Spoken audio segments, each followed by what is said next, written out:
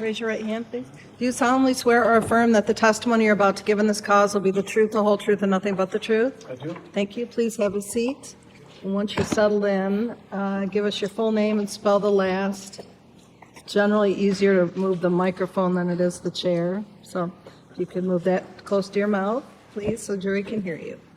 Tom Macyauski, Macyauski. Thank you. Ms. Ideming? Thank you, Your Honor. Detective, what is your current occupation? I'm retired. And what did you do before you retired? I was a deputy sheriff for Van Buren County. And how many years were you a deputy sheriff? 29 years here. And were you a detective at some point as well? Yes. When did you become a detective? I believe the first time was 2007 in narcotics. And so on January 7th of 2007, were you a detective at that time? Yeah, I may have misspoken. I was in the 90s and I was a narcotics detective. In 2007, I would have been a criminal investigation detective. And were you, did you become involved in an investigation involving the death of Tom Stermer at that time on January 7th of 07? Yes, I did. And how did you become involved? I was notified, I believe through dispatch, that there was a fire that occurred out, I believe, on 215, and that there was a subject there at the scene that was deceased, and was asked to go to the scene there. Do you recall approximately around what time you arrived on scene? I want to say it was around 5 o'clock in the afternoon. Do you recall approximately what time then the fire had occurred? I do not remember exactly what time or remember when the fire occurred. So once you were dispatched, did you then proceed to the scene on County Road 215? Yes, I did. And what did you observe when you arrived?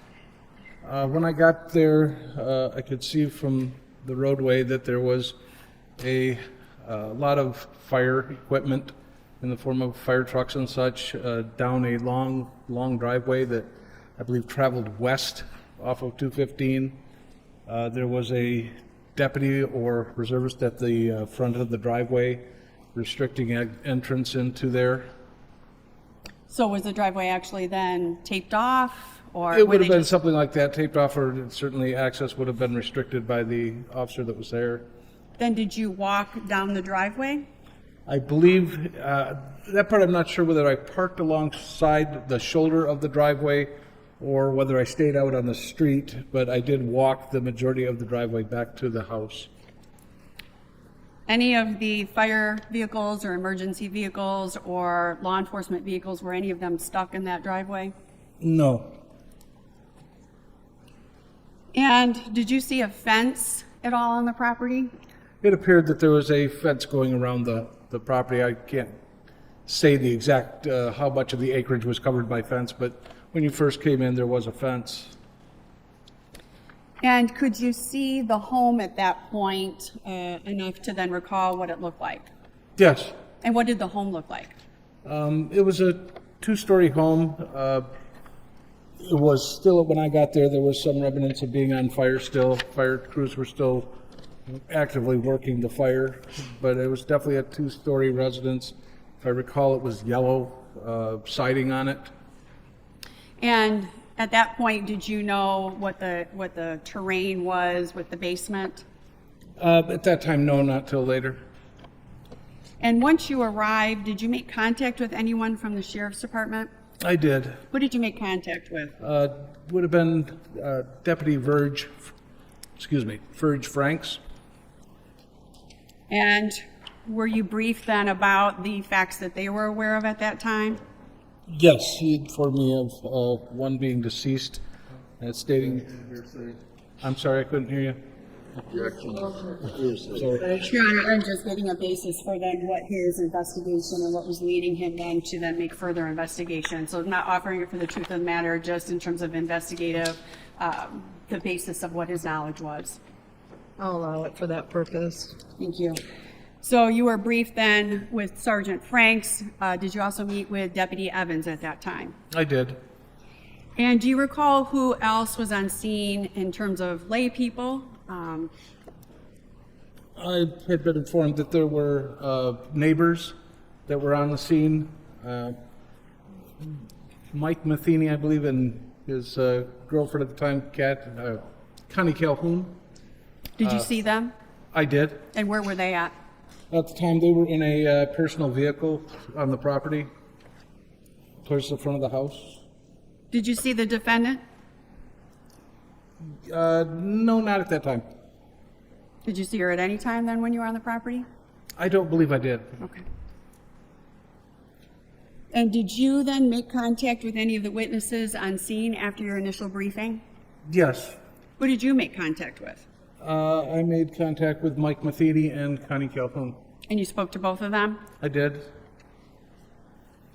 At some point, did you become aware that Todd had been moved from the original location where Deputy Evans found him? I was informed by Deputy Evans that they had moved Todd Stermer from where he was located at originally to a location further away from the house. Were you shown where the body was positioned when he was found? Sorry? Were you shown by law enforcement where the body was originally found? Yes. At that time, were there flags marking that area? I don't recall. And did you find any evidence that assisted you in determining that that was in fact the location he was found? Observation-wise, I did see that there was pooling water or fluid that was stained red at that location. There was also some, I would call it medical waste from people at the ambulance working on Todd Stermer. I believe it may have been rubber gloves or some tubing or things like that. Did you have an opportunity to view Mr. Todd Stermer while you were on scene? I did. And can you describe to the jury then what you viewed and saw? He was laying on the ground, had several items of clothing placed over him because of the inclement weather at the time. To me, it appeared like he had been burnt. I don't know what his hair looked like before, but it looked like his hair had been mostly burnt. When the medical examiner turned him over onto his side, I could see a large 3 to 4 inch laceration to the back of his skull. His clothing was disheveled. His sweatpants were done around his ankles. He was in stocking feet, just socks on that I saw. Basically, that was it. You could tell his upper chest area had been exposed, but it mostly had been covered up with, from what I later learned, items of clothing that had been placed on him to keep him warm by the Matheny's. And at the time, was he laying on the ground or was he laying on something else? That I don't recall. He may have been on a backboard, if I can remember correctly. He's speculating. Just testified he doesn't remember now. He's saying he may have been. I'll overrule that. I'll allow it. Thank you, Your Honor. Did you observe any, did you smell anything at that point? I could smell an odor of accelerant gasoline. How close were you to the body then when you smelled that? Within, I'd say 6 to 8 inches. That was right there. Did you remove anything from Todd's body for processing? You talked about all the items. Yes, I took the items that were covering his body, jackets, shirts, sweatshirts. There was I believe, a blanket, a couple of sheets that we determined belonged to the ambulance crew. The clothing items were placed into a brand new, I would call it a garbage bag, for lack of a better term. I took them off and placed them in the bag, which Tony Evans then took possession of. The sweatpants that he was wearing were taken at that time by the fire marshal and taken into evidence by him. And do you recall what happened? Were there any items that were left on the body then to go in the body bag? I believe his socks were still on. There was a shirt and underwear, which I remember from the autopsy had been taken out of the body bag. And then all the other items were packaged separately? That's correct.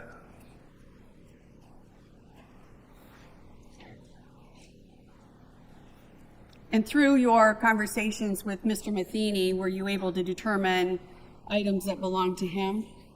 Yes, Mr. Matheny identified the items that he had placed on Todd Stermer at the time that he had come to that scene.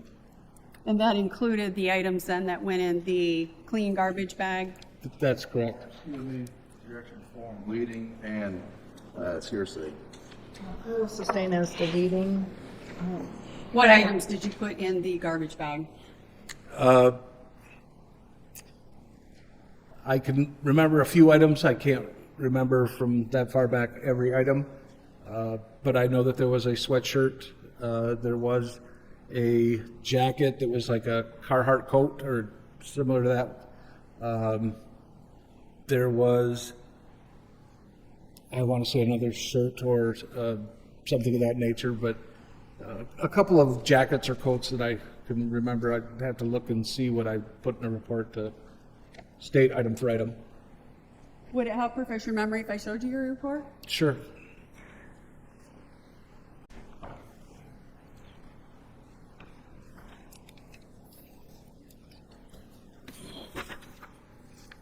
Once you get a chance to refresh your memory, if you could just turn those over and then I'll ask you again.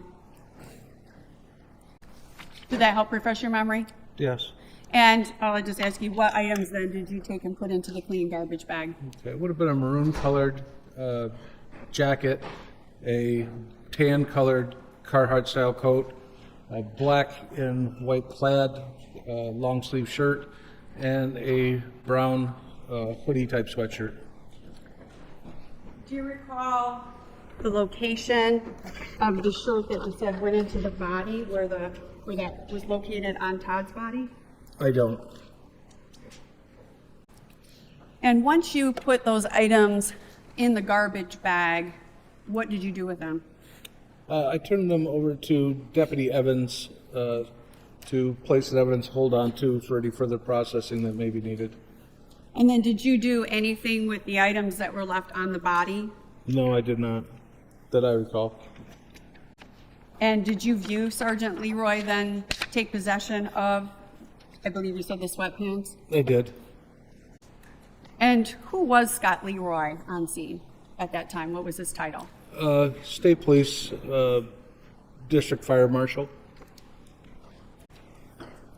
After you observed Todd and the condition of his body, were you able to walk around the scene?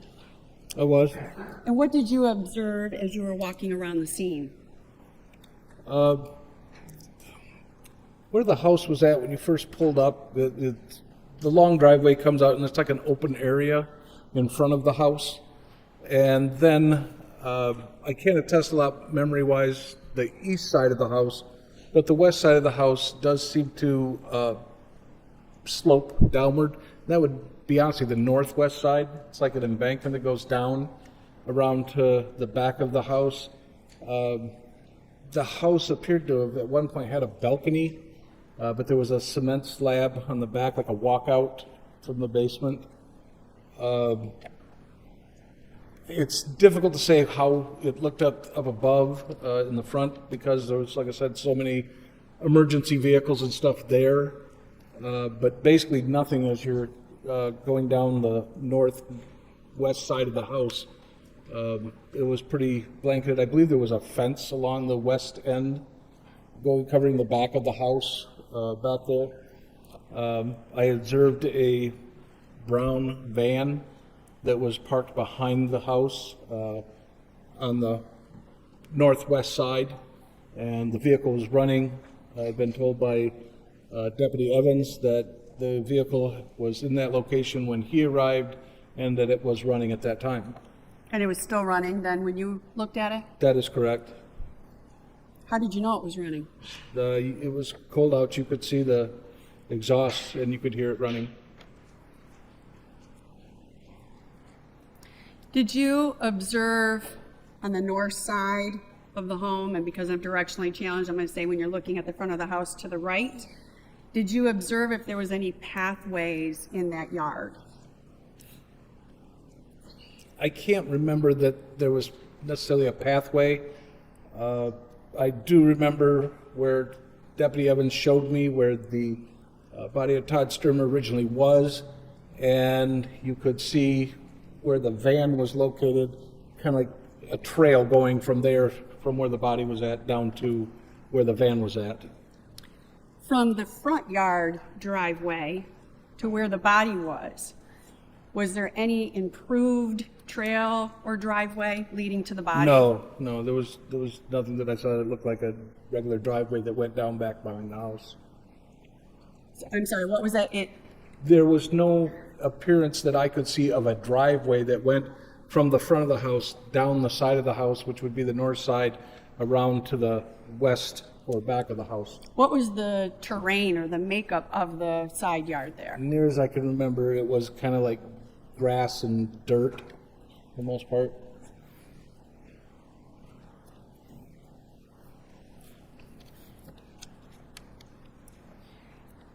Did you see a shed on the property? I don't recall. And I want to talk to you about a little more about those tire impressions that you looked at. You said that you were able to see the direction of the tire tracks from the body to the backyard, Yes.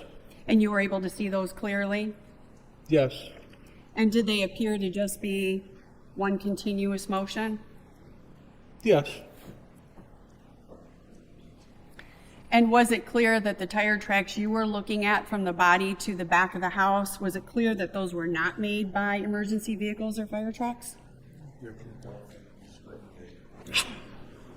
It's leading to, so I'll sustain. Were you able to determine tracks that were made by emergency vehicles and by fire trucks?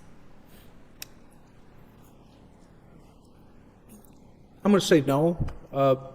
The upper area in front of the house was a mishmash of vehicles everywhere. The only way place that I could see anything definite was from that location where I was shown Todd Stermer to originally have been laying to where the van was parked. There was only one set of tracks that you could make out that were going from that location to the back of that van. To the back of the van? I saw no other crisscross traffic or anything like that. It was just one clear set of tracks. And at that time, were there flags placed? There was. And where were the flags placed? I believe they were placed on the on the outer side of the tire tracks, and there may have been flags placed where Deputy Evans had stated Todd Stermer was at when he had located him. Did you examine the tire tracks to see if there was any evidence of a vehicle being stuck? I did not notice any. In looking at somebody who gets stuck in a track, there's going to be a lot of spinning and dirt or mud or whatever flying up from that. There will be a rut. I saw no ruts. I saw no dirt flung about or anything like that. I just saw the two tire track trails going to the vehicle. And did you take some photos while you were on scene? I may have.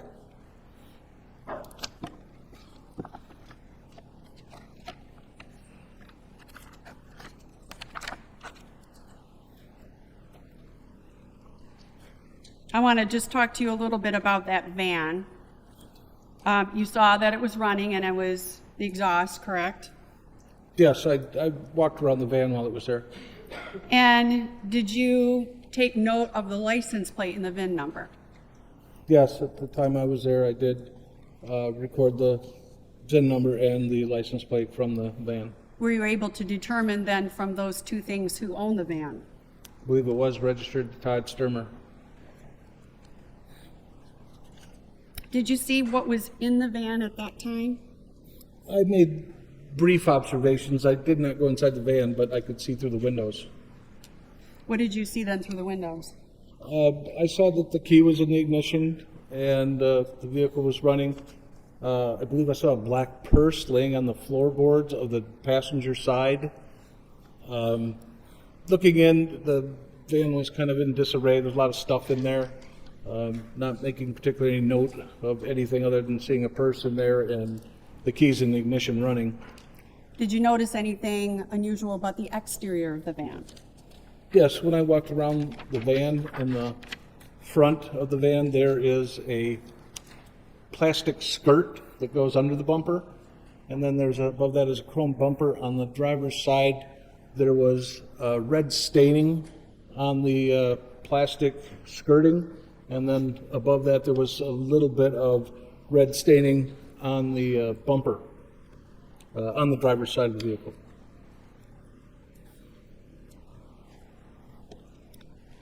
What was done with that van? At that time, it was, I believe it went from raining to snowing, and at that point, it had been determined that the van was going to be needed for further processing, so a record company was called, and the vehicle was loaded onto a flatbed type wrecker and was transported to, I believe, Decatur Towing, and had been placed inside their facility there at Decatur Towing until such time that a search warrant could be obtained to go through the inside of the vehicle and further analysis on the outside. At some point then you had said that there were people that were blocking the driveway when you came in. Yes, there was a deputy at the front of the entrance there. Was the scene secured then throughout the evening? To my knowledge, somebody was there until the scene was released. Which would have been when? I do not remember.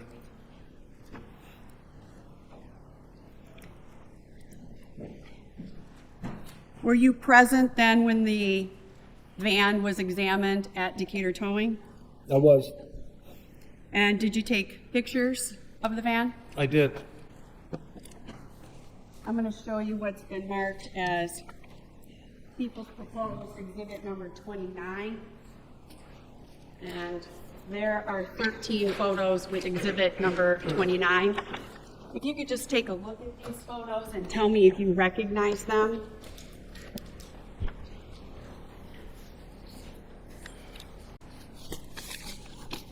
Do you recognize those photos? Yes, And why do you recognize those? they appear to be photos that I took. Changed or altered in any way? Not that I recall, no. Your Honor, the people would move to admit People's Exhibit number 29 into evidence at this time. Objection, Your Honor. Court will receive Exhibit 29. Permission to publish? You may. Thank you. I'm going to show you 29-1. Could you describe to the jury what we're looking at here? That is the Ford van that I saw out at the Stermer residence, parked out back behind on the northwest side of the home. The photo that I took was of the front left side of the van, depicting the red stain on that plastic skirting and depicting the tires on the vehicle. I'm going to go then to picture number 2 of this exhibit. Can you describe what we're looking at here? That would be the red stain that I saw on the driver's side front of the vehicle, that plastic skirting. Advancing to then number 3, can you tell the jury what we're looking at here? That is a photo of a red staining to the front driver's side tire, I believe. I'm going to advance then to number 4. What are we looking at here? Number 4 would be the undercarriage, I believe driver's side. You can see parts of the suspension spring and such, and there was, difficult to say, but red staining there as well. Is that what you were taking a picture of, is the red Yes. staining? And I'm going to advance then to number 5. Let me stop you real quick. Are you then starting at the front of the van going back when you're taking these pictures? Yes. And what are we looking at here in picture number 5? Okay. On this one, it is red staining from underneath the vehicle, but I would have to look back at my notes to see exactly what I'm depicting. It is traveling backwards in sequence, but exactly what piece that is, I cannot remember. It's on the underbody of the Yes, van it would be the underside of the vehicle. as you're walking back then from the front. That is correct. I'm going to advance then to slide number 6. What are we looking at here? Again, undercarriage suspension on the driver's side. You can kind of depict the right front tire there, and what would I guess next is like a running board from the underside inside going a long way back. So, What side? I said on the side there, you could see the running board next to the tire.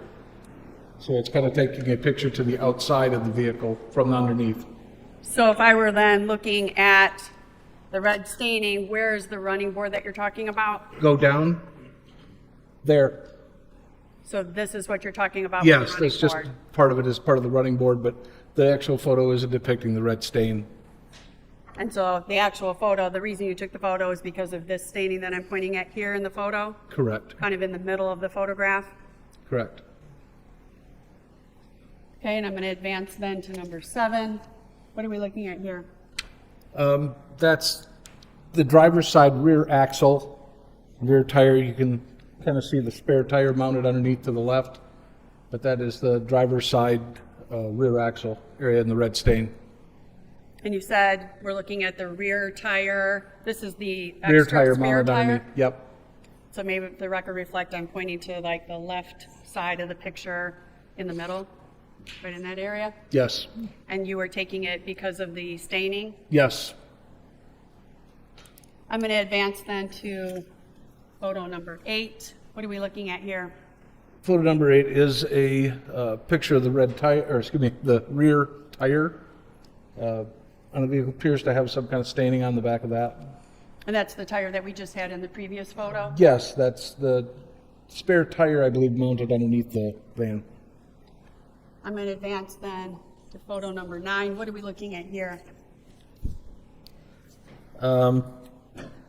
Number 9 is a picture, again, that's a running board that you're looking at the bottom section there. So I'm going to stop you real quick. The running board that Right, you yeah, if you go referenced down just a little bit, there, that's the running board, yep. there. Again, that's pretty much, I can't tell you exactly why. There may be a red stain there, slightly above center. So if I'm in the center, Keep going, talking right about- there. Yep, and that's kind of where you're focusing that on this photo. right. And may the record reflect I'm directly in the middle of photograph number 9. I'm going to advance then to photograph number 10. What are we looking at here? Again, the undercarriage of the vehicle and red stain. I want to say that's like part of the suspension bolt that holds the suspension in, but it's underneath the vehicle on the driver's side, and it's red staining. I'm going to advance then to number 11. And what are we looking at here? Then I'm not an automotive person, but there is this metal box underneath the vehicle, and in the right lower corner there was red staining there as well. So you're talking about this box here, That box there and to the right there, yes. and we're looking at then the staining right there on that corner. Yes. And I'm going to advance to our last photo on number 12. What are we looking at here? That's a photograph that indicates the right passenger side of the vehicle on the front. Captain's chair with a black purse on the floorboard there. And actually, I lied to you. There are 13 photos. And what are we looking at here?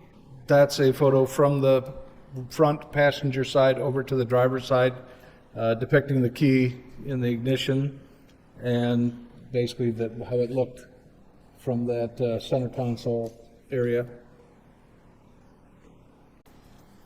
Did you go through the interior of the van, those contents? I did. And did you go through the purse that was located on the passenger side? I did. And what did you find in the purse? Inside the purse, lots of various items, but there was a wallet. There was ID for, I believe, Linda Stermer, and I believe cash-wise there was $202. So there's $202 in cash in there? I believe so. Did you get an opportunity to see what was behind the front seat row? I did look throughout the van, and between the passenger and driver's seat, I found I call it a portfolio, but it's like an envelope, a big envelope that you put things in. As I recall, it had a wallet in there, or I think it was a leather wallet of some kind. The back of the van was filled with multiple boxes of gloves, which I later understood was a side business that Mr. Stermer and Mrs. Stermer were involved in. I think was selling of gloves to hardware stores, things like that. But there was a lot of packages of gloves back there. Was the van pretty full in the back? Yes, yes. And did you attend the autopsy on January 8th of 2007? I did. And that was with Dr. Markey? I'm sorry? Was that with Dr. Markey? Yes. At that time, did you take possession of any of the clothing that came in the body bag? I did. Do you recall what items you took possession of? I took possession of 2 socks, a shirt, a pair of underwear, and I believe they also issued me what we would refer to as a DNA card, a sample of DNA from the deceased. That would have been turned over to me as well. And what did you do then with those items? They were transported back to the Van Buren County Sheriff's Office, and I believe at some point were turned over to the fire marshal, as well as I believe the DNA card was turned over to the crime lab for comparison analysis to samples that they had taken that same day of the search warrant of the van.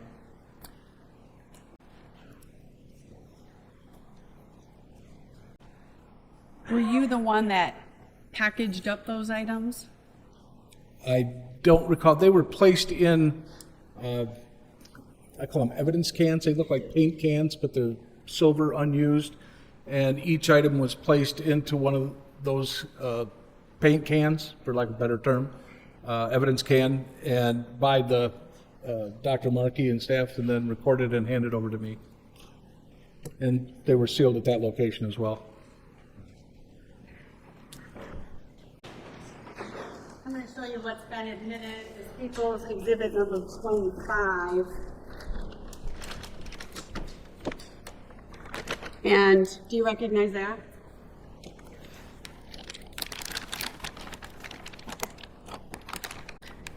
Yes, there's more labels on it than what I remember, but the label I do remember is of the autopsy lab number, which is a small sticker on here, A071024, Todd Stermer, content socks. That I do remember, and would be what they handed me that day at the autopsy. So these are what you're referring to as containers? Yes. Containers They of look like paint cans. Yes, ma'am. When you were, I apologize, I forgot to ask you this question. When you were underneath the van taking pictures, the Michigan State Police Crime Lab was there as well, correct? Yes. Did you see any evidence? I'm going to stop. You talked about the looking at the treads on the ground to see if there was any evidence of somebody being stuck.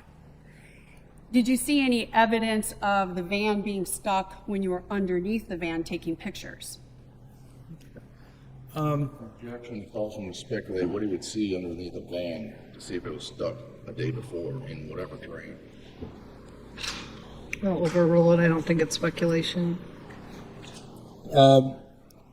In observing the van out there, I did not see, both at the scene and at the search warrant, did not see what you would consider big clumps of dirt, mud stuck all over the van where it would appear that it was stuck or had been, if you've ever been stuck, rocking the vehicle back and forth, moving it back and forth, and getting large amounts of matter stuck up in it. There was, the tires at the time I'd seen them were wet and did have dirt on them, but it's more like muddy water than it would be clumps of soil.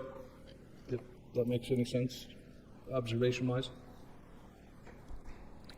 At some point in your investigation, did you become aware that the defendant went to the Marathon station in Lawrence? Yes. And what did you do upon receiving that information? I went to the Village Marathon in Lawrence.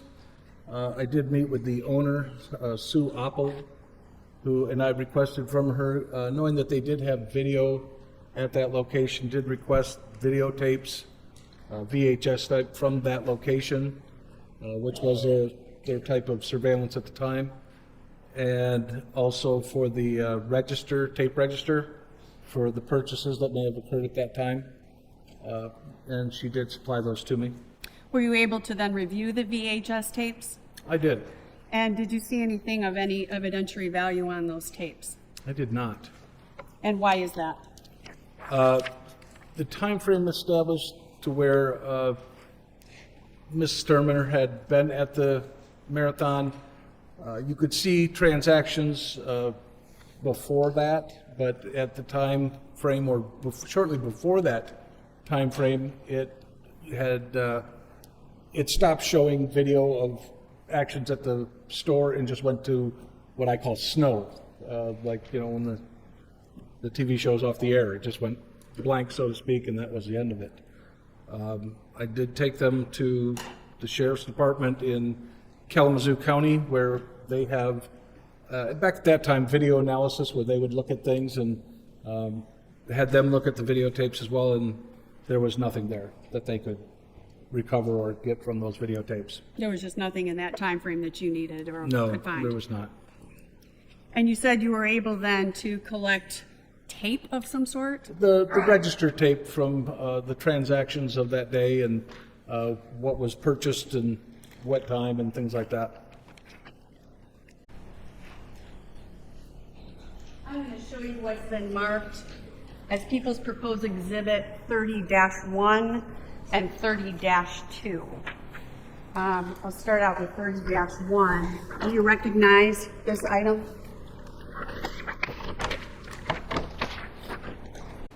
Yeah, this appears to be the cash register tape roll from the Lawrence Marathon that I received from the owner. And that's, I'm sorry, go ahead. That was back on 2/1 of 2007. And that's when you received it? That's correct. I believe it's when I received 2/1 of 07? February. Well, that's what I had dated here from Sue Oppel to Detective Sergeant Macyauski, 2/1 of 2007. And has it been altered or changed in any way? It appears to look like the same tape. It's been some time, but yes. And those are your initials on the outside of the packaging? That is, well, you say initials, and Or your name or signature? it is my name planted on the chain of custody on the first receiving of it. And I'm going to show you what's been marked as 30-2. Do you recognize this item?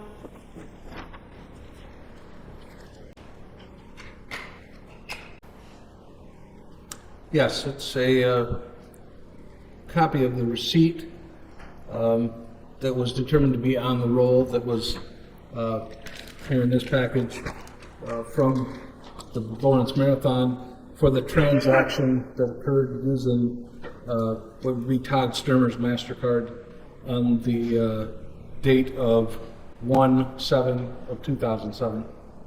Your Honor, this time I move to admit People's Exhibit number 30, including both -30-1 and 30-2 into evidence. Any objection? No objection. Court will receive 31 and 32. And just so the record is clear, there are two exhibit stickers, one dated of 2007 and one dated for today on the packaging.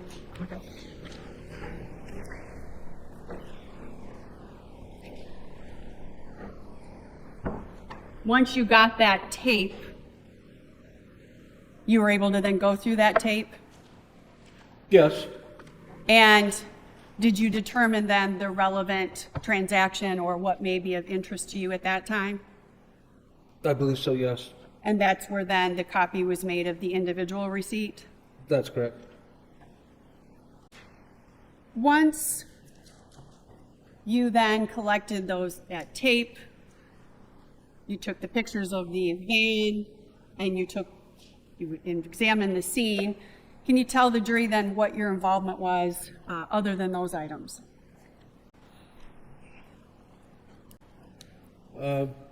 After doing that part of investigation, it would have been then follow up to any information that we may have come into contact with, follow up interviews with people,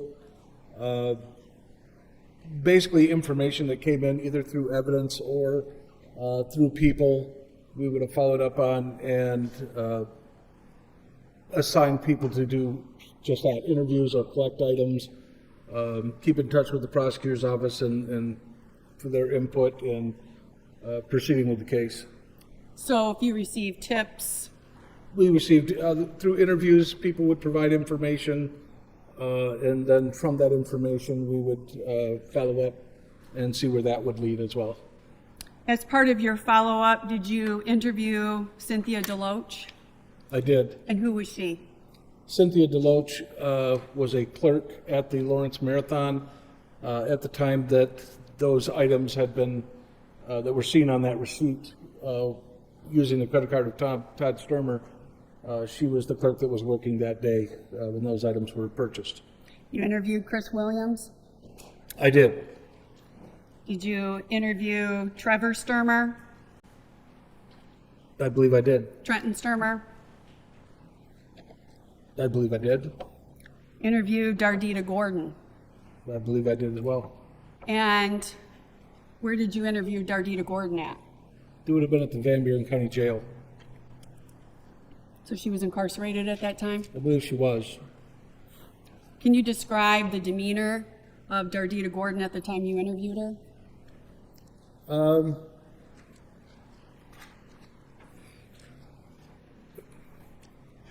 I use the word guarded, but it could be kind of, she was willing to speak with me, but she was kind of nervous at the same time.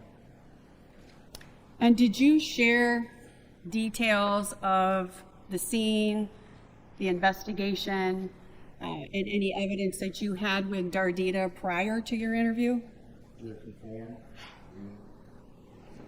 I'll overrule that and I'll know it. It's difficult to say, it's been so long ago, as far as report-wise, as to what I did and did not say to her at that point, other than informing her that I had heard she had heard something within the jail in regards to Miss Stermer or Mrs. Stermer, and asked her to tell me what she had heard. And at that time, you were a trained detective, correct? Yes.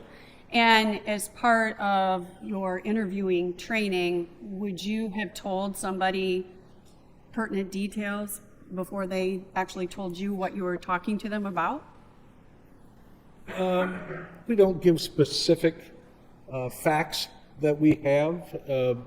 If per se it's something that we know and we want to find out if that person actually did know it, they'd have the same information.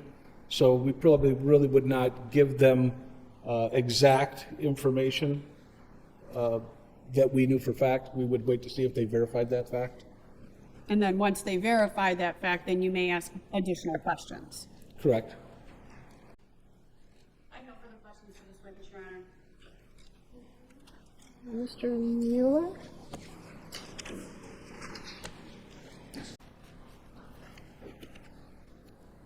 Good morning, sir. Good morning. Let me start out by asking you a little bit about the information you learned on the scene, okay? Yes, sir. At first, as I understand it, you learned your information from Detective Evans, Officer Evans. My first contact, I believe, at the scene was with Sergeant Franks, Franks. who directed me to Deputy Evans. Evans. I'm sorry. Okay. And then you learned from Deputy Evans where he thought Todd Stermer had initially been. Is that right? He took me to where he had found him at, yes. All right, where Deputy Evans found Todd Stermer. That's what he told me. Are you aware that Deputy Evans did not arrive on the scene until after Todd Stermer was moved from his initial position to his final position? Your Honor, facts not evidence. It's already been testified to. It's misconstruing the testimony, Your Honor. Your It's Honor, not facts and evidence. Jury has notes. I'll allow you to rephrase it to consistent with what's in evidence. You're not aware, are you, of whether Deputy Evans came to the scene after Todd Stermer was moved? My recollection is that when I spoke to Deputy Evans, he had told me that this location where he showed me was where Todd Stermer was at, and that he and others had moved him. He as well had moved him from that area, was my recollection. Do you have any photographs to show us that? No, I do not. Did you put that in your report? Exactly where Todd Stermer had been? I'm not sure. I'd have to look back at it. I may have made mention of where I was shown by Deputy Evans, but I'm not sure. But you can't help us, as we sit here today, pinpoint where Todd Stermer may have originally been. Is that fair? I was not there when he was moved, no. Now let's talk about your van inspection. That happened the day before, correct? I'm sorry? I mean, the day after the incident. Are you referring to the search warrant? Yes. Okay. Van inspection. Hold That on. was, I'm sorry? The van inspection, we'll call it that. I call it search warrant of the van if it was, while it was inside the towing agency. Fair enough. You had gotten a search warrant, am I right? Again, I'm not sure. It's been some time. I know that I did, the day after being called to that scene, I was present the following day at a autopsy for Todd Stermer. The day after that was the search warrant at the towing company. As to did I author the search warrant, I do not remember. When you were the officer in charge of this case, am I right? I was a case officer. In that respect, I had superiors as well. And certainly the initial evening of the incident, Lieutenant Brian Stump was in charge of the scene. But somebody eventually is assigned as officer in charge of the case. Yes, Would that have been you? I would say so, yes. Okay, so you're the one who's in charge of marshaling all the evidence, am I right? Again, other people can be handed off and be made responsible for items and things like that under the direction that I give them, or I myself, for a certain piece of items of evidence, may be responsible for those as well. I don't want to confuse us, but typically somebody has to be in charge of the case. You can't have 20 people all running willy-nilly doing their thing. Yes, that's true. So you're kind of the quarterback of that case, correct? I guess that'd be a way of putting it. And you were the quarterback of this case, correct? Okay? Yes? Sure. Okay. So you attend a van inspection, a search warrant inspection on January 9. That is true. Right. A search warrant is issued when there's suspected to be a crime, correct? Yeah, we don't have consent for the search of that van. We must take and articulate reasons why we want to search that van. Okay, so when you saw blood on the front bumper or the skirt, you said, of that van, you thought something's odd here, right? Yes, And so you suspected there might be a crime, right? certainly warranting investigation. Okay, and that's what drove the search warrant for the van. Yes, Right. Now, you went to the garage, correct? yes. If And- you're referring to the tow company. Decatur Tow Company? Yep, It was inside, right? yes. So it's room temperature, right? I cannot tell you if it was it was just out of the elements, I know that. Inside, were you wearing a winter coat? I do not remember what I was wearing that day. Typically, if it's inside and it's roughly about room temperature, roughly about 70 degrees, right? Again, I cannot remember what the temperature was in that room at that time. You would certainly expect that tires, after being inside for 2 days, would not have snow, and that would account for the tires being wet. It was dirty. dry. It was definitely dry, yes. Okay. Now, this vehicle is a 1993 Ford Econoline van, correct? Okay. I say that because I know it's a Ford van. I know it's brown. I don't remember the year without looking at a report. You have your van inspection report, don't you, or no? I have nothing up here. Let me see if I can refresh your memory. I don't mean to appear offstandish. It's been that long. I don't remember. 18 years, right? Yes, so it's appreciate the Yep. help. Happy to get it. On the first page, it said, it should be noted that the vehicle is a 1990. I'm going to object, that's not the proper way of recollection, or of refreshing someone's memory. I'll ask you to take a look at the vehicles. Sir, let me make rule. I'm sorry. No objection sustained. Good. I'll ask you to take a look at where it says vehicle on page 1, on the bottom. Yes, sir. Are you with me? I am. What kind of vehicle was it? It's a 1993 Ford Econoline van, full size. Full-size van. You recall it was a rear-wheel drive van. I believe it was. Rear-wheel drive van, full-size, roughly about 4,500 pounds, if you understand what vans weigh. You got me on that one on weights and measures of vehicles, but it's a full size van. What you would expect weighs over 2 tons, don't you think? I honestly, I couldn't tell you what my own vehicle weighed, but it's a full size big van. And do you recall the condition of the rear tires? Rear tires that were on the vehicle? I mean, as opposed to the spare back there, or I'm not That's sure which. correct. You mean the ones that are actually on the vehicle? There are 4 tires Yes, on the vehicle. yes. I'm asking you about the 2 rear tires on the vehicle, not the spare. Do you recall the condition of those tires? I believe I did make note of that. I do not recall, but I did make note of the condition of those tires and the types of each tire. Happy to refresh your memory if you look at page 3 of your report at the top paragraph. Let me know when you're there. Yes, I've read that top section. Okay. What was the condition of the rear tires? They were worn.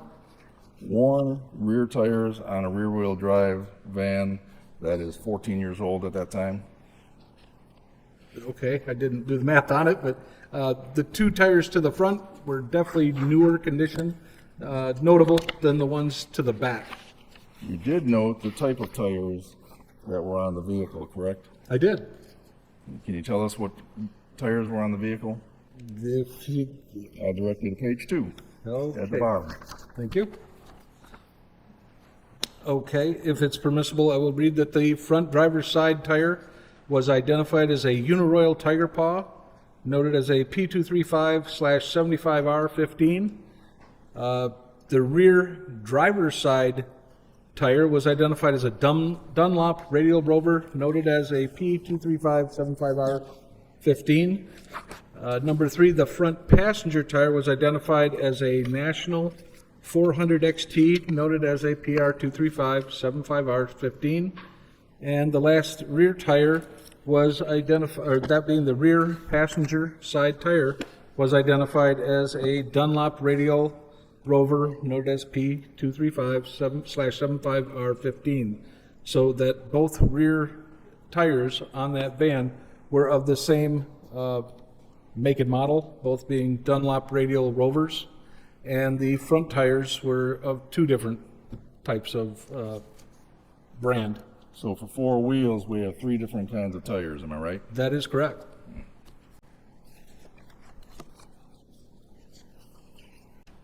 In looking at what was marked as Exhibit 29, do you have those pictures up?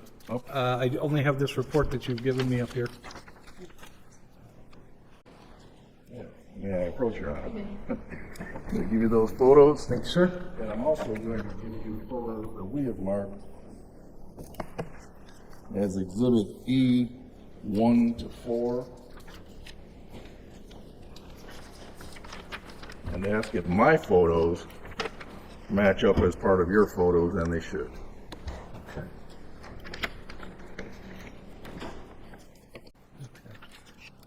In observing the photos from the People's Exhibit and the photos that you handed me just now, noting that it has kind of part of my name on them, they can be the same photo. They appear to have been enlarged, and by development or whatever, the colors are not exactly the same of what I'm seeing in each picture, but I can say that they reflect the same imagery.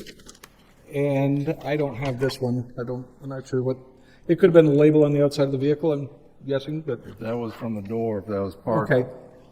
I could have taken that picture. Is the counsel testifying where that came from? This witness has no recollection of where that picture's from. Let me set this up, if I may. Prosecutor, have you seen these photos? I assume you're I'm going moving to move for them. their admission just 1 second, including Okay, that last one. prosecutor, have you seen them? I don't know what he's looking at, Your Honor, and I believe he's testifying as to, I haven't seen what he's showing. I already told you it's Exhibit E, which you have.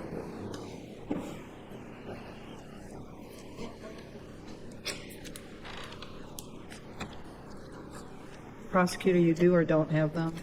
We do have them in digital form, Your Honor. Okay. I wasn't sure what he was showing you at this time. Four photographs? 4 photographs. You also have them in book form. I gave them to you. Okay. So you know what he's showing? No, this witness? yes, Your Honor. Okay, thank you. Mr. Mueller? You'd have taken a picture of the vehicle information on the vehicle, right? I would say that's highly likely. So these 4 photographs that I'm showing you represent the vehicle that you inspected on January 9. Fair? That's fair? Yeah, move for the admission of Exhibit E.1 to 4. It's cumulative, Your Honor, and I don't think he has recognized these particular pictures as pictures he took. I believe counsel said you searched and you took pictures, but we haven't identified that he recognizes these pictures. I feel he's already testified that he doesn't recognize the sticker, so I do have an objection at this time. Well, Your Honor, photographs for admissibility just have to represent fairly and accurately what was being represented in the photograph, and those include the vehicle that he inspected. I agree. He doesn't have to be the one to have taken those photos, but I do have concern about the one, I don't know that you've laid a foundation for this one with the tab on it. Yeah, maybe question. Let me just ask you, on that vehicle, would that comport with the vehicle you were expecting? You can look at the vehicle information. Your Honor, it still doesn't meet the foundation that that's what he saw on the van.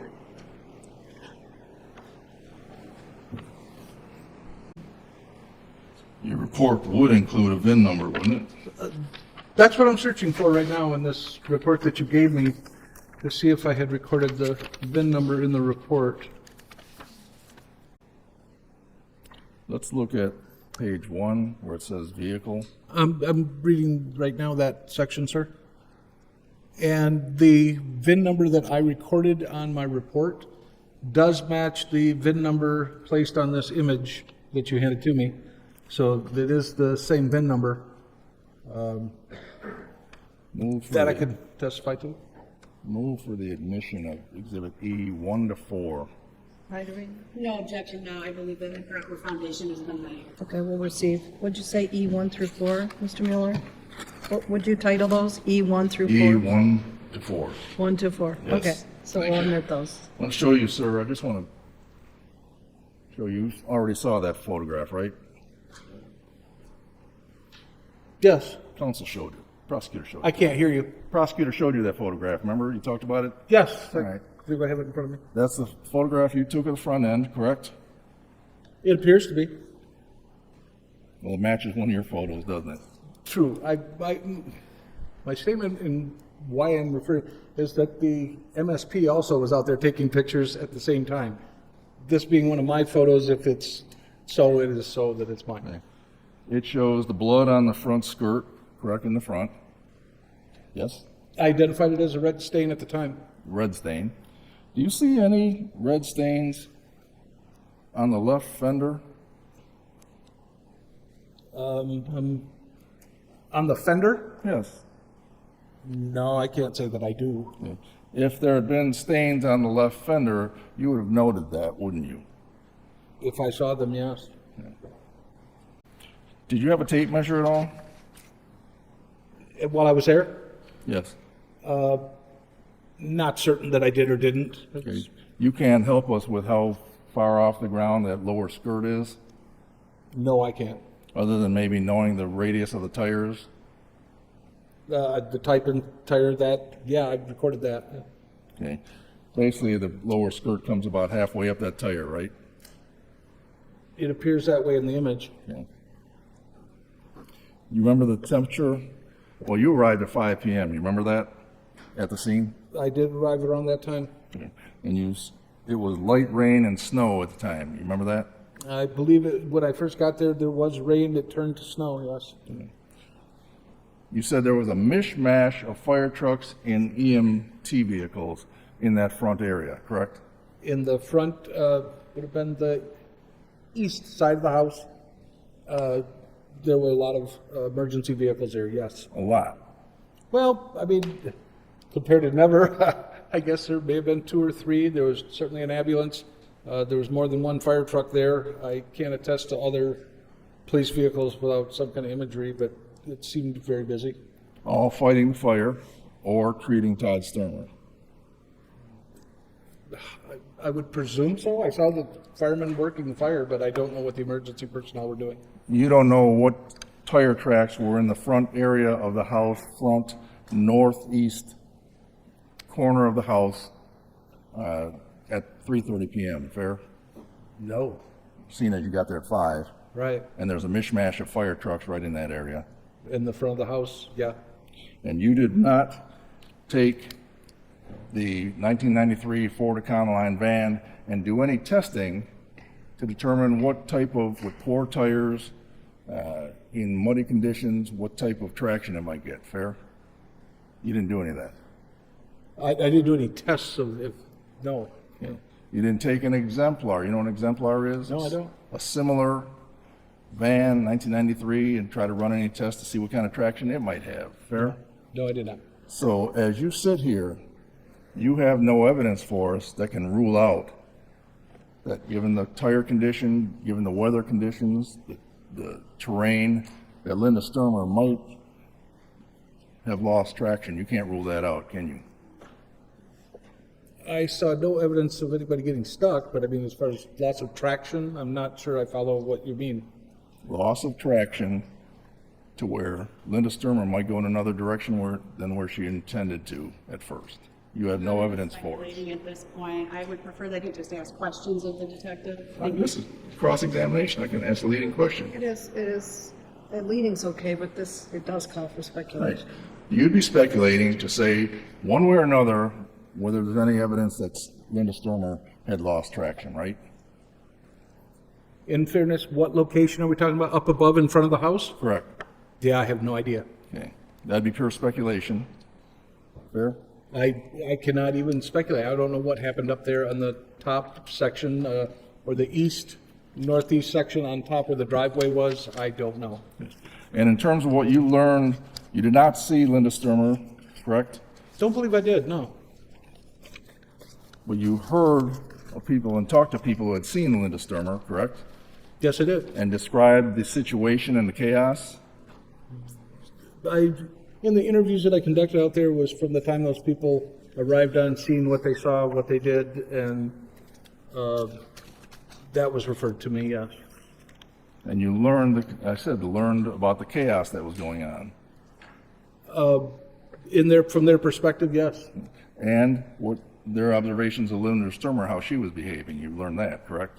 I would have to spend a long time, refer to a report that said I don't remember what they portrayed Linda Stermer as being at that time. And if she was described as hysterical, that would be Your Honor, I believe it's asked and answered. He doesn't know, and now we're continuing then to put words in the witness's mouth. It's a leading question, and I can explore his memory. It's already asked and answered, Your Honor. I'll allow one more time. Thank you. If she was described as hysterical, sir, that would be consistent with somebody who had been fleeing a fire This is for her life. speculation. sustain at this point. Please move on, Mr. Miller.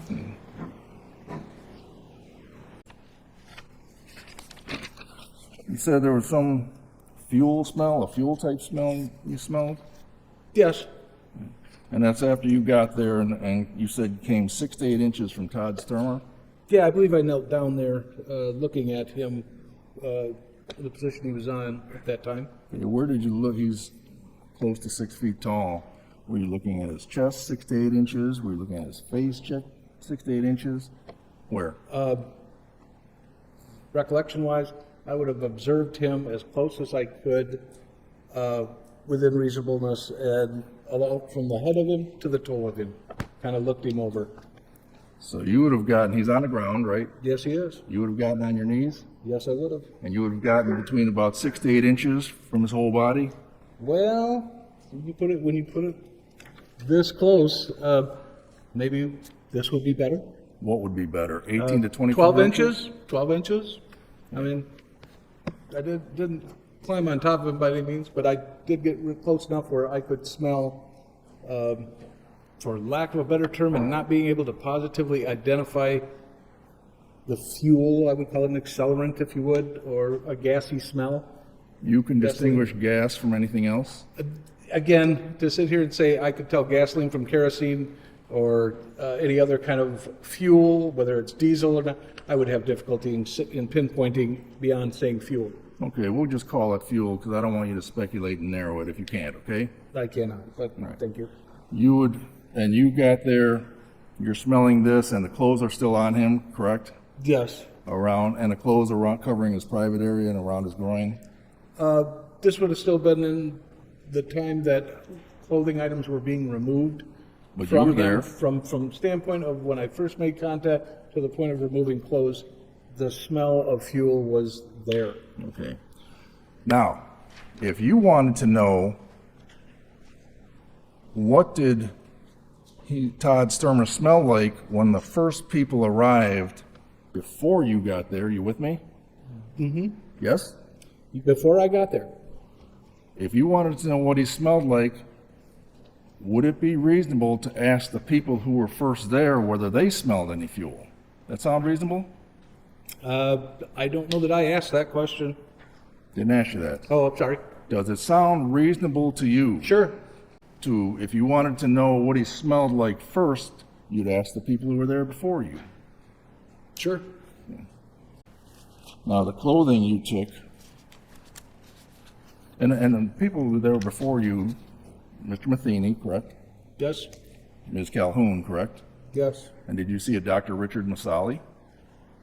No, I don't remember seeing Dr. Masali. Do you know who he was? I believe he's a dentist that He is a lives dentist. nearby, and I think he has a practice in Decatur. Okay. I don't know him per se. I wouldn't know him on site. You just don't remember him being there when you were there. I don't remember seeing him or speaking with him right that moment, no. If the testimony is that he was one of the first three people there, Mr. Matheny, Ms. Calhoun, and Dr. Masali, it'd be smart to ask them what they smelled if you wanted to know what he smelled like. Sound reasonable? I see what you're saying. I look at it, I guess I'm going from the standpoint, I know what he smelled like, so I didn't ask other people what they smelled when they got there. I just asked would it be reasonable to ask those three. I guess so. Okay. Now let's talk about the clothing. You said you put the clothes that you saw on Todd in a bag. The items that were pointed out to me that Mr. I'll make myself clear here. The items that Mr. Matheny said he had identified and told me he had placed on there, I took those items off of Mr. Stermer and put them in a bag with Deputy Evans. I believe the sheets, which I think there were two, and a blanket that were provided by it was determined that they were provided by the ambulance, were returned to the ambulance by Detective Lieutenant Stump, as I recall. The clothes you put, you said you described it as a garbage bag. Yes. All right, so you put all those clothes, there could be evidence in this case, you understand? Yes, I do. All right, and you put all those clothes in one bag, is that right? I did. Are you an evidence technician? I am. Do you know the policy back then in 2007 of how you're supposed to separate evidence? I believe I do. I guess my reasoning at the time was that those items had been placed on there by Mr. Matheny and weren't the original items he was coming out of the house in. So those items were placed by Mr. Matheny, and my way of thinking at that time was that they could all be together for analysis. Even though they were potentially evidence, Okay. Yes. right? Yes. And typically evidence, if you're going to have separate items, should be bagged separately, correct? Again, I explained my reasoning for why they weren't, but They should be bagged separately, at least according if to... you say so. I don't recall, not to be argumentative, I went with my train of reasoning at that time. Understand your reasoning, but the policy would be, by the Van Buren County Sheriff's Office, would be to bag items of potential evidence separately. Fair? I could not tell you the policy of the sheriff's department as far as evidence collection. Okay, because you didn't know it. I don't remember it.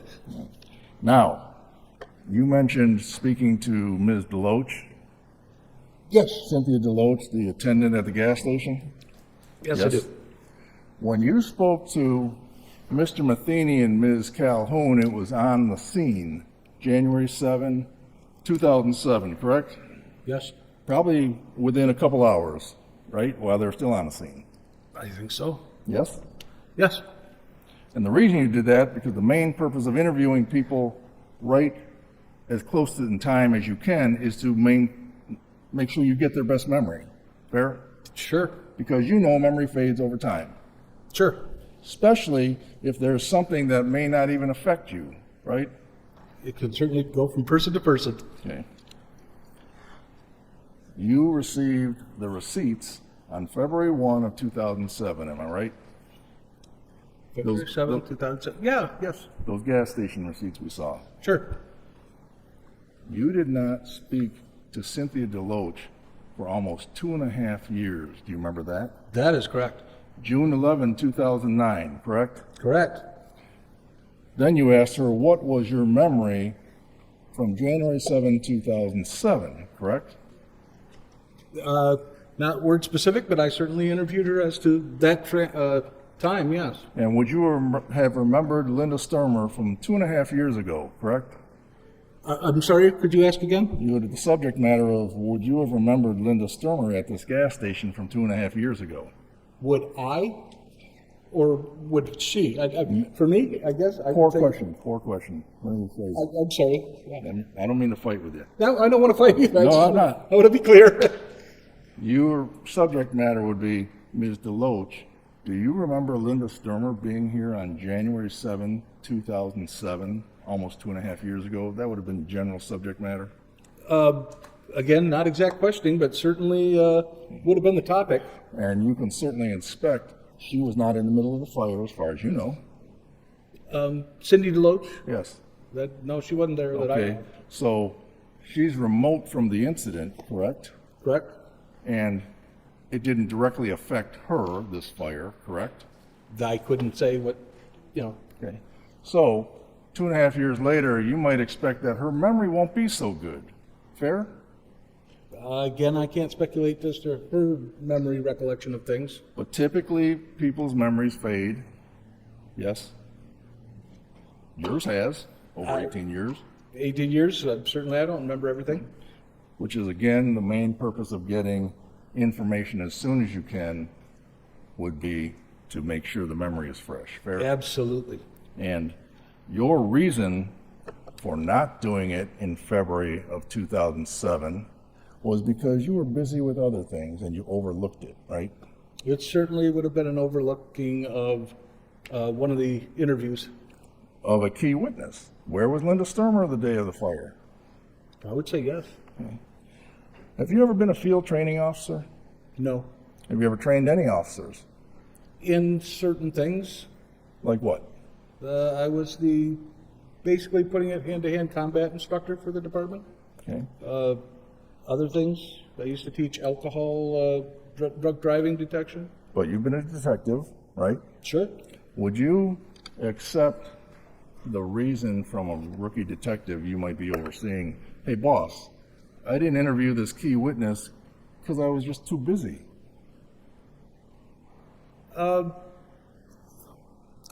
When you put it in that respect, it assumes that the person knew they were supposed to do it and just didn't do it because they got busy. Okay. It doesn't mean that the person, if the person has said, you know, I totally forgot, I was busy doing this, that, I forgot to do this, my reaction may be totally different to them if I was a supervisor. Well, you were a veteran police officer at the time. Okay? You knew Cynthia DeLoach would have been a key witness in this case as to where Linda Stermer was on January 7, correct? Mm-hmm. Yes? Yes, yes. And your testimony in a prior hearing was, I overlooked it because I was just too busy. We're getting it asked and answered. I think he's asked this several times. Answered. Sir, Yes. I don't know if I got a direct answer to the question. Would you accept that excuse, I was too busy, to interview a key Old witness? Mr. Mueller, you've already asked the question, it's been Thank you. answered. Oh, you were aware at least of the evidence storage policies of the Van Buren County Sheriff's Office in 2007, I imagine, right? I could say so, yes. Having been a detective, Okay. yes? Yeah, sure. Okay. From February 1 of 2007, when you picked up those tapes that we saw, the cash receipts, to January 11, the day you interviewed Cynthia DeLoach, those receipts were not in the evidence room of the Van Buren County Sheriff's Office, were they? No, they were not. They were in your office, correct? That is correct. Is there a policy that allows detectives to keep critical evidence for 2.5 years in their office without putting it in and logging it in storage with the property room? I could not tell you that specific. I can only tell you why I had those items, but I can't tell you what the specific policy of the Van Buren County Sheriff's Office is towards items of evidence. If I'm working a case and I want those items in my possession, I don't think I've ever been told no. Check them in, check them out, check them in, check them out. You have to log in evidence for chain of custody reasons, don't you? Yes, Just so we, being the criminal defendant, the prosecutor, can make sure there's an appropriate chain of custody, right? that's true. You've learned that, correct? Sure. And Van Buren County Sheriff's Office has that policy, correct? I don't know. You didn't- Again, I've been retired for a while, and it's been a while since I remember, but for me to say, what do they call it, quote and verse, I couldn't tell you. It is important to take your evidence and put it in an evidence room and log who's got it, when they've got it, if it's in, it's out, as long as you can follow that chain of custody. Okay. In this case, there was no official chain of custody for those two receipts, were there? I'm going to disagree a little bit, only from a standpoint of, I have an evidence bag that they've been placed in. My name is placed on it, and then who I got it from, and then to me. And when I take it from me to somewhere else, then it's logged on to that evidence chain there, which that receipt does have it on the bag when I put it in evidence, when I had it out of evidence. And it was 2.5 years later. In my office, yes. I want to switch. Take a morning break at this time, No problem. okay? Mr. Mueller? Thank you, Your Honor. Let me just back up a little bit. Regarding your vehicle inspection, you told the jury that you found Linda Stermer's purse with $202 in it, correct? I heard most of, I found Linda Stermer's I purse. apologize. Pardon? I apologize. I didn't speak clearly enough. No, it's better, actually, I have hearing issues, but You found Linda Stermer's wallet or purse in the car I did, with $202 in it, yes. right? You also found Todd Stermer's wallet in the vehicle, didn't you? I think I identified it as such, as a wallet, yeah. This being a rural area, not Detroit, people tend to leave their keys in the car, right? Your Honor, objection, speculation. He's lived up here. He can testify if he leaves his own wallet in the car, but he certainly can't testify what the community does. I'll sustain that objection. It Okay. calls for speculation. The van the search warrant inspection of the van, you were accompanied, or also there was a Mr. Hayhurst from Michigan State Police, right? Mr. Who? Hayhurst? Could have been. I don't remember everybody was there. I know the MSP Crime Lab team was there. And as quarterback of this case, you're the one responsible for coordinating all the evidence, right? When I called the MSP Crime Lab to come in, or if somebody did call them in to assist us, they do their own collection. They sometimes keep their evidence until they're done analyzing it, and in the end, they do ship it back to us and it gets logged in. As per se, who exactly logged it in, I couldn't tell you from back then. I was just asking, as quarterback of this investigation, it would be your responsibility to gather the reports and evidence whenever they come in. Fair? I'm going to say that when the reports come in from other agencies, if the person is working that, they'll either log it in or they will tell me it's in or present it to me. I can't say it always is going to come to me as you say, you refer to case manager. I just never really felt that way about the job, other than, you know, hey, there's something that needs to be done. If I can't do it, I'm going to ask you to do it. And we're kind of like that. As officer in charge of any specific case, are you the primary liaison to the prosecutor's office on that case? Yes, I'd say so, pertaining to if someone else can get some information that I was not personally interviewing or something, they would come along with me and we would talk to the prosecutor, but that person would say what they found out. Do you recall that you lost the van report from the MSP as part of this case? No, I don't remember it. You don't remember doing that? No, I don't. Okay. Do you recall that the in-car video from Deputy Gruss that showed this fire is missing? No, I'm not aware of that either. Nobody's told you that it can't be found? I don't remember it, if that's what you're asking. Yeah. It certainly would be your responsibility to make sure the file is together as it goes to the prosecutor's office. Fair? You mean all the stuff for a case? Yes. I guess I know what you're looking for, and this is for me to say I'm responsible for everything, but I'm going from the standpoint if Deputy Gruss had a videotape and it was logged in and wasn't able to be found. Are we referring from the very beginning to now, or are we talking about just recently? Or I don't remember the videotape at all, so I apologize. If there was a videotape from Deputy Gruss showing the progression of fire, it would have been evidence in this case, correct? Okay, That yes, it could be. that, well, it is. Oh, okay, I didn't. I'm going to object. He doesn't know about the videotape. He's testified that he doesn't know it exists. He didn't have any part in it. So asking questions about the videotape, then he has no knowledge. I'll lay the better foundation. Yeah, and it lay your foundation, but also it's asked and answered.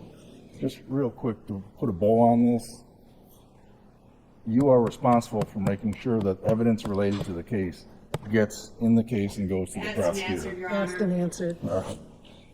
One little last area.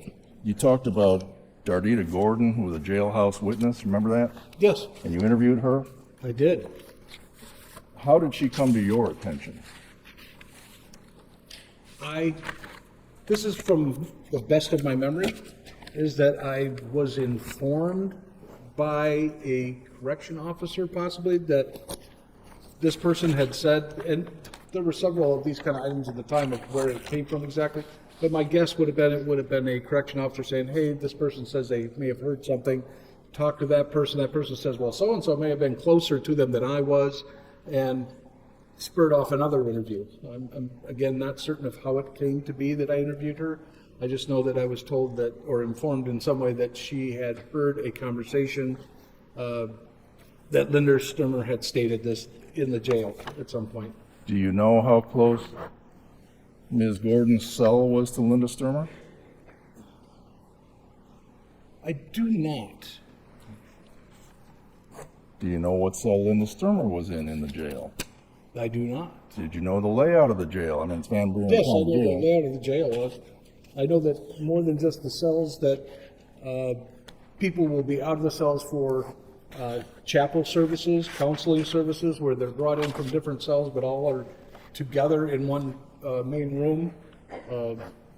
I can't remember the name of the room, but it's where everybody gets together if there's church services and things like that.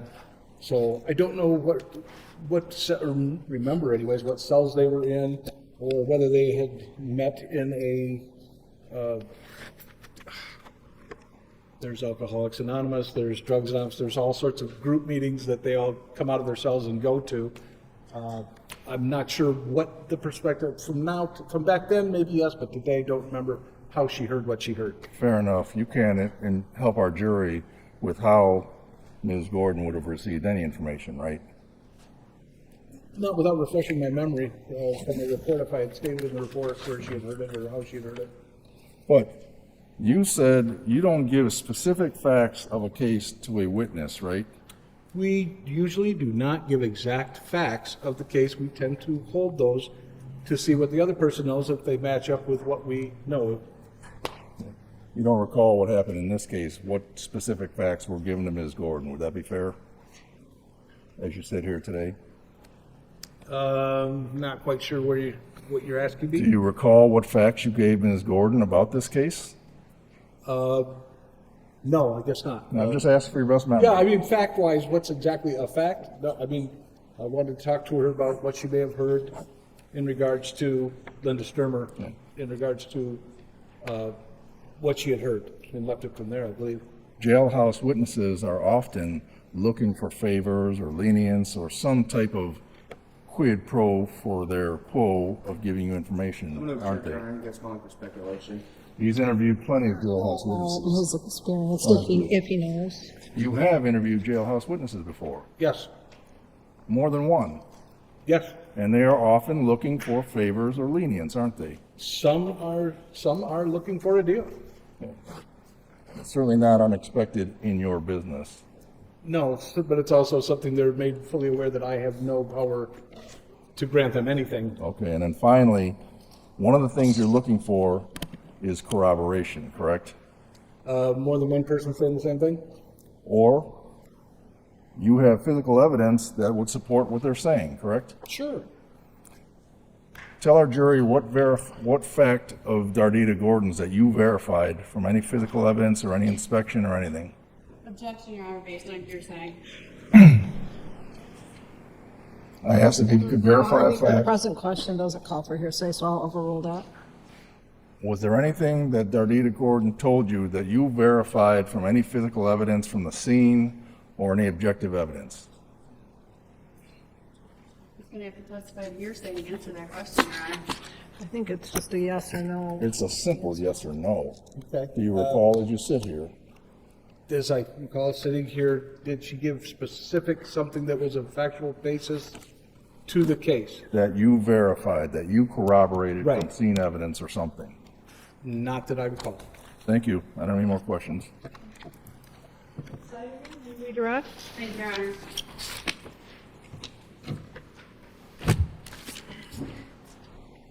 I'm going to start out with Dardita Gordon and your interview with her. Would it help refresh your memory with what your interview was with Dardita Gordon if I gave you a copy of your report? Sure. I'm going to have you look over that report just to refresh your memory. Don, if you could please just look up.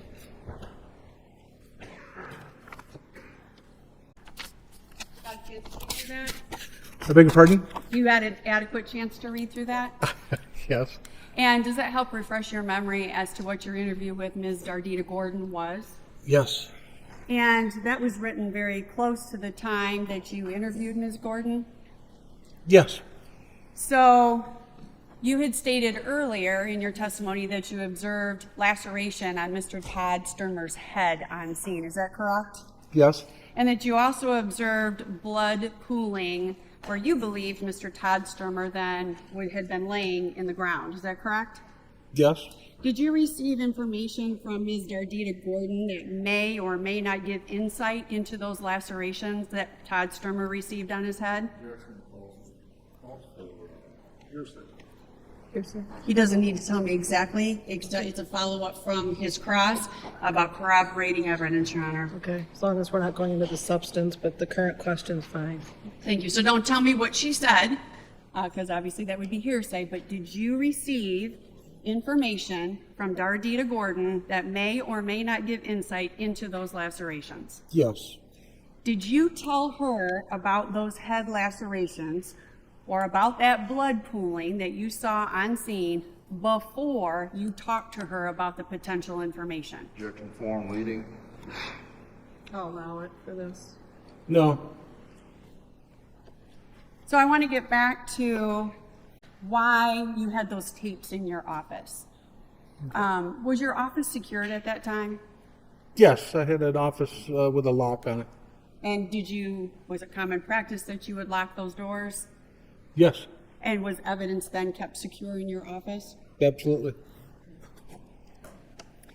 And why did it take you that amount of time to then interview Ms. Cynthia DeLoach at the Marathon Station?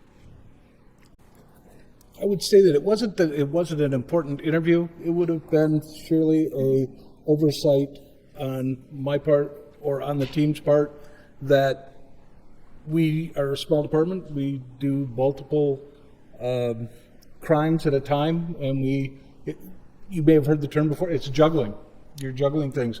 And the interview with Cindy DeLoach was something that when I was reviewing all the case reports and going through items that had been collected in preparation of this case, noting that the clerk had never been spoke to, and immediately was sought out to get an interview from them. But it was not that it wouldn't been considered important. It was more that it got slipped, if you want to say slipped through the crack, but found and rectified. And you had already spoken to the owner of the gas station.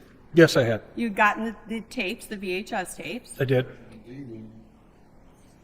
That, it's going to be leading, if you can rephrase. Before that, did you get the tapes from the Yes. Marathon Station? Did you work then to try to view the tapes? I did. Did you work with another department to see if you could recover information on those tapes? I did. And you also then did you also recover the tape, the actual cash register tapes that have been entered into the exhibits? I did.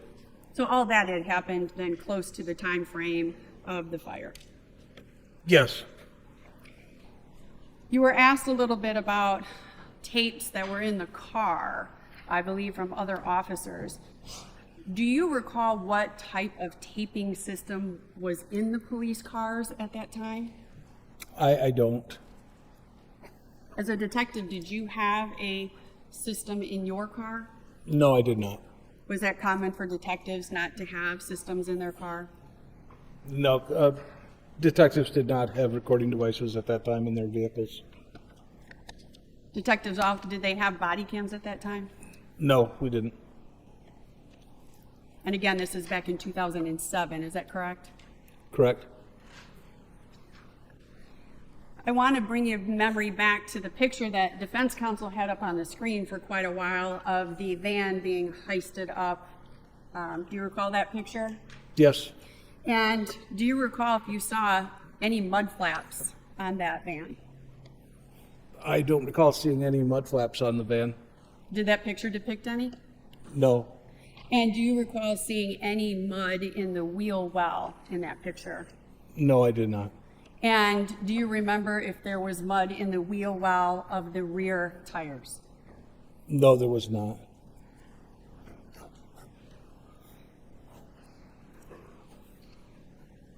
I want to take you back to what you were thinking on the time at the scene.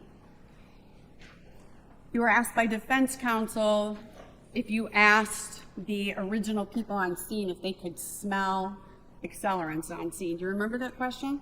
I do. If you would have asked the people on scene and gotten an answer, would that have influenced your actions or what you thought you smelt? No.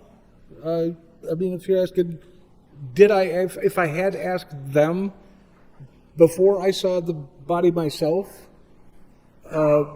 their statement of they had smelled fuel on the body would influence Yes. If they would have smelled fuel or not smelled fuel, would that have changed how you approached your investigation? No. As far as I see it as, I was there, I smelled accelerants or fuel on Todd Stermer. So, And you're the detective. true. But what they smelled, I couldn't tell you, or I don't know that I would have asked. But you're the detective and you still would have done your job to determine what you smelled. Is that correct? Yes, and I would have recorded such. You pumped gas before, Detective Macyauski? Sure, Do you know what gas smells like? I do. At the time of this fire, did you live close to Lawrence?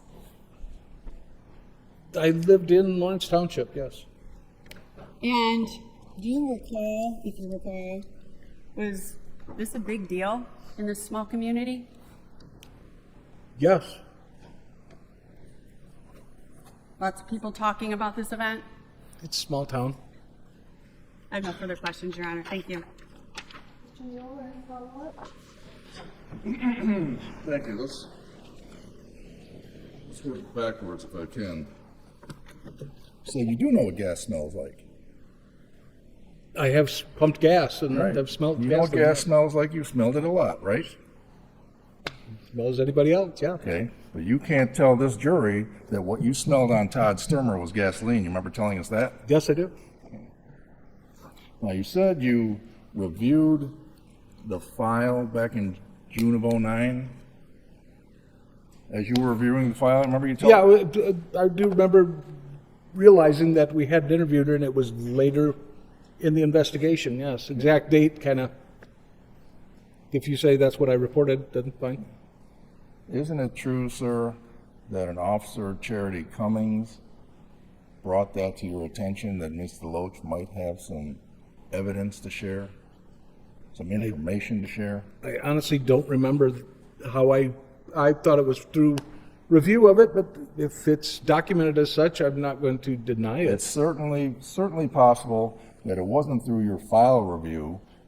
It was through information you got from somebody that prompted you, oh my God, we didn't talk to this witness. And again, that I can't remember, but if there's documentation to such, I would not say no to. I'm just saying from what I could remember, it was during reviews of things, so.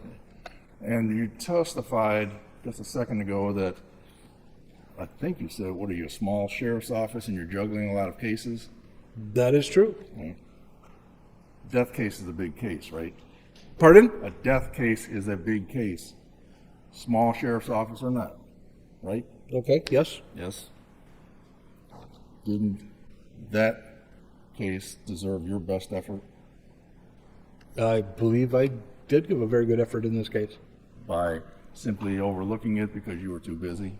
I believe nobody's infallible, but I will definitely admit to it didn't get done in a timely fashion. Okay.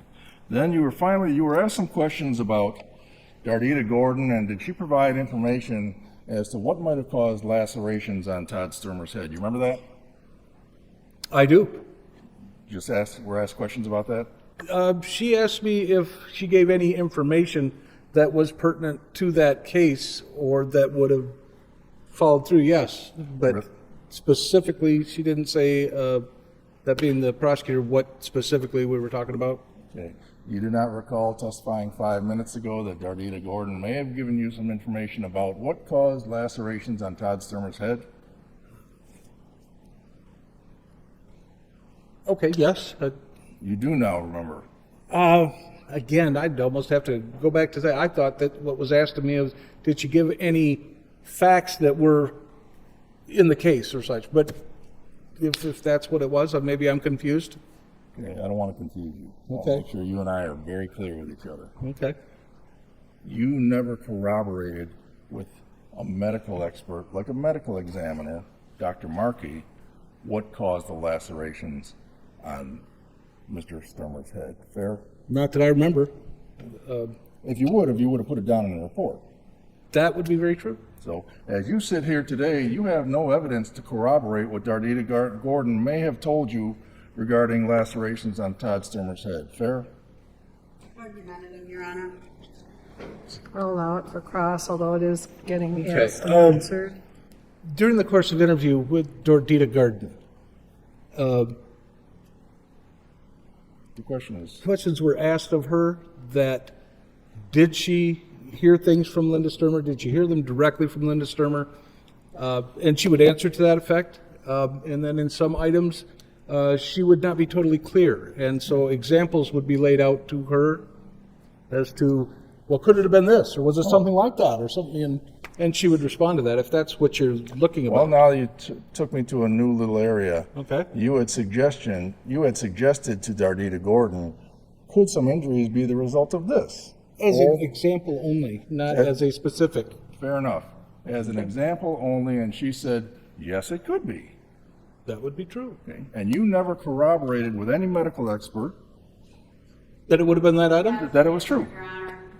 I'm sorry, don't know you if delay it's slowly been enough where I'm sitting here finding myself trying to finish your sentence. I apologize. Yeah, I think it has been asked, but I'm not sure it's been answered. So Okay, no. Last question. You can't help our jury at all with any source of lacerations to Todd Stermer's head. Fair? No, I cannot. Thank you. Thank you. Detective Macyauski, it's your job to try to gather all information as to what may be pertinent in this investigation. Is that a fair statement? That is true. And so when you heard this information from Dardita Gordon, you interviewed her because it may or may not be pertinent. That is correct. And you gathered that information and presented it in your report with what Ms. Dardita Gordon said. That is correct. I have no further questions, Your Honor. Okay. Sir, did you interview any other, witnesses from the jail that would corroborate anything Dardita Gordon told you? I couldn't say I remember one way or another. I did interview other people, but I don't remember the content or statements that they gave. Okay. You interviewed several jailhouse witnesses trying to get information regarding Linda Stermer's involvement in the suspected crime. Fair? Okay. Yes? Again, I just said I don't remember how. I know I interviewed people from the jail in regards to this. I don't remember how many. I don't remember what they told me. And you don't remember their names? No, other than to refresh right here, there's a whole list of names that she told me, that being Miss Gordon told me, were in the room. So there's a possibility I may have interviewed them. And as far as you're able to tell us, nobody of all the people you interviewed corroborated anything Dardita Gordon said with respect to lacerations on the He's head. already testified that he doesn't have any of the information from the others, so unless we want to sit here while he reads all of his reports, I don't think he can answer that question. Well, then just real quick. It's asked and answered, so move Did you on. prepare for trial today? Did I prepare Did you for review trial? anything? Oh, I did review some reports, yes. Your reports? Some of my reports. Not that one. This one right here? No. And you did you meet with the prosecutor I did for when I drove into town, yes. to talk about the case and what your testimony is going to be? I had been given outlines of what would be asked, I guess. You were given outlines by the prosecutor of what might be the direction of the questions she's going, correct? Yes. Right. Thank you. You didn't you didn't memorize your interviews with others word for word in preparation for this testimony. Is that a fair No. statement? And you understand that that's hearsay and you can't testify then to what others have told you. That's correct. I have no further questions, Your Honor. Mr. Mueller? You done? Okay. Jury, any questions of him? Okay, I have some questions from the jury. Jury, I'm asking most of the questions. I've determined under the law not to ask others. Some may be addressed, though, in future witnesses. Was the Dardita Gordon interview, is that the name, Dardita Gordon? Dardita Gordon, Your Honor. Dardita Gordon interview recorded or transcribed? I believe it was recorded. Are there any pictures of the rear tires on the van? Only from what probably was shown here today. No, there's that I know of. I don't know what or don't recall what the MSP crime lab took pictures of. Do you recall if the pulley that retains the spare tire on the vehicle was fully retracted, or was there some play in the spare tire that would allow some rotation and tilt? I do not know that. What was the date of Ms. Gordon's interview?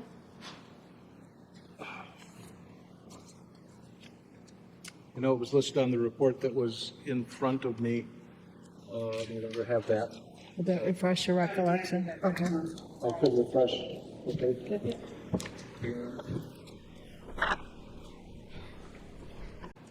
They're requesting, if I'm not mistaken, the date of the interview of Jardita Gordon? Yes. This is not that report. Well, while she's looking that up, sir, do you believe most of the tire tracks marked were going downhill? I believe that to be the direction of travel based on where the van was located that was running on the backside of the house, and the trail, if you will, or tracks going from the top of the house to where the vehicle rested, indicating that I saw no other tracks. It indicated to me that that's where they began, was at the top, and came down around behind the house. Got it. Thank you. The date of the interview of Jardita Gordon was on 10/28/2009, at approximately 12:02 p.m. Did it appear that the van tracks were sliding down slope or simply traveling down to its final destination? I could not tell that. Did you verify what was on the marathon receipt? Without telling us what was on it, but did you verify? I believe that the items were identified at some point as to what was purchased. Okay.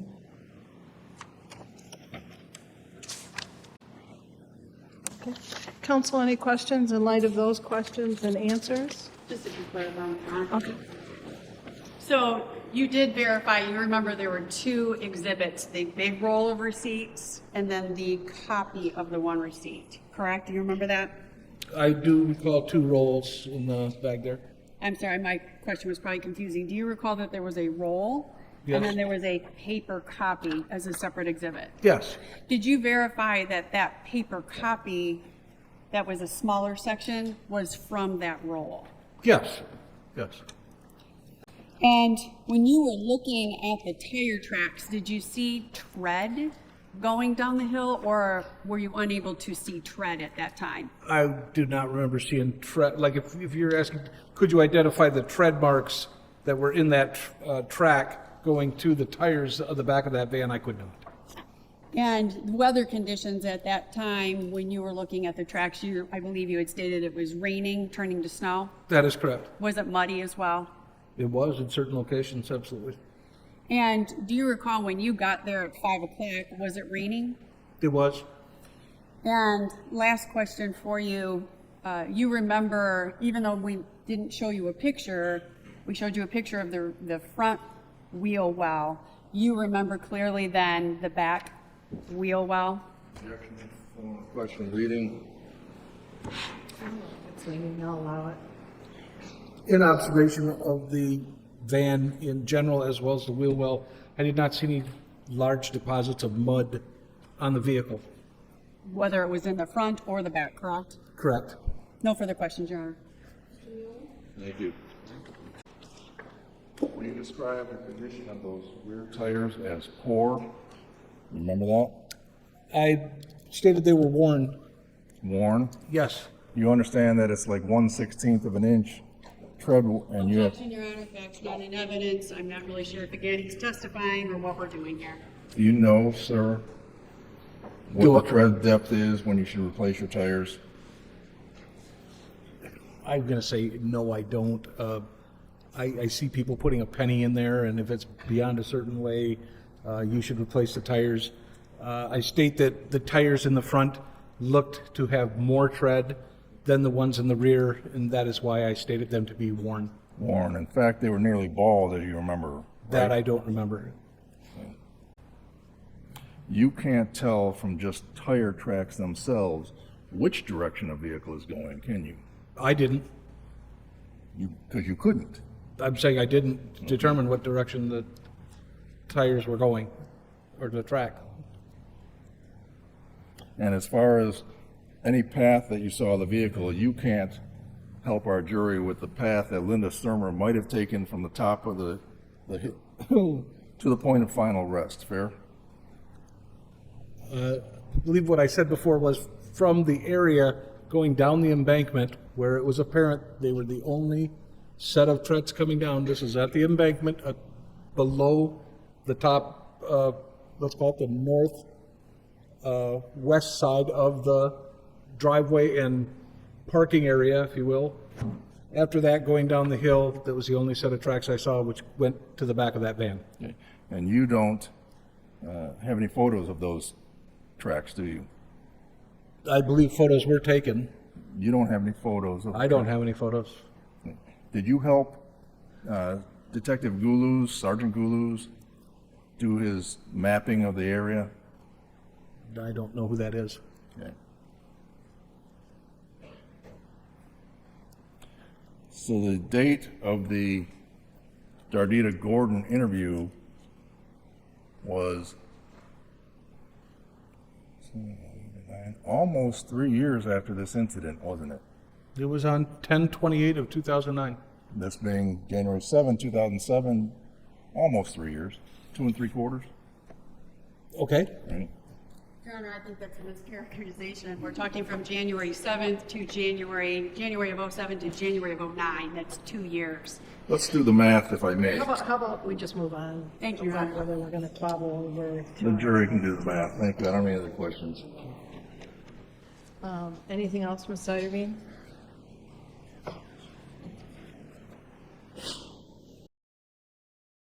Macyauski, when you talked to Dardita Gordon, it was after she had been incarcerated, is that correct? Correct. And to your knowledge, she had been incarcerated at the same time or some overlapping time with Ms. Stermer, correct? Yes. So you would not have been able to follow up with Ms. Gordon until they had been incarcerated together, correct? Correct. Just ask why he did it at the time he did it. So why would you have then been alerted to Ms. Gordon's statement at that time in 2009? I would not have been alerted to any of that until after Linda Stermer had been incarcerated and brought to my attention that Dardita may have some information based on her being incarcerated during the same time as Ms. Stermer. So you wouldn't have been able to interview Ms. Dardita Gordon before that, correct? Form, leading. Would you have been able to interview Dardita Gordon before Ms. Stermer and Ms. Gordon were incarcerated together? No. Thank you. No further questions, Your Honor. Please approach, please. Yes.